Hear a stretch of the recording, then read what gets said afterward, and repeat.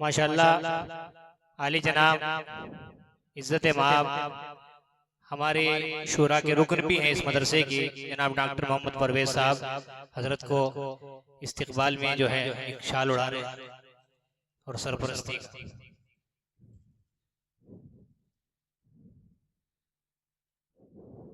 माशाल्लाह।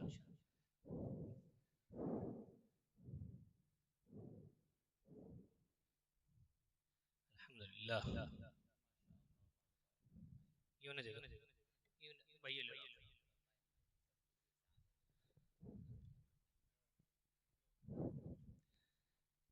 सभी हजरात तशरीफ रखें। अब इंशाअल्लाह प्रोग्राम की तरतीब इस तरह है, इंशाअल्लाह जिक्र होगा, जिक्र के बाद दुआ है और दुआ के फौरन बाद इंशाअल्लाह नमाज होगी।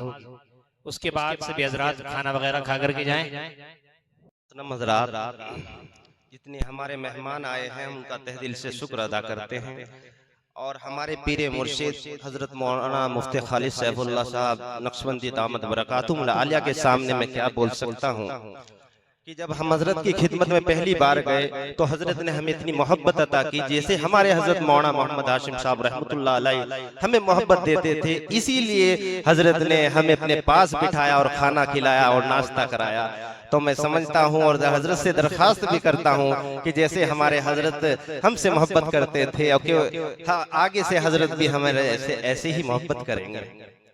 और दुआ भी करता हूँ मैं हजरत से ही अब मुंसलिक हो गया हूँ और हजरत की सरपरस्ती में मैं इंशाअल्लाह अब आइंदा जिंदगी गुजारूंगा।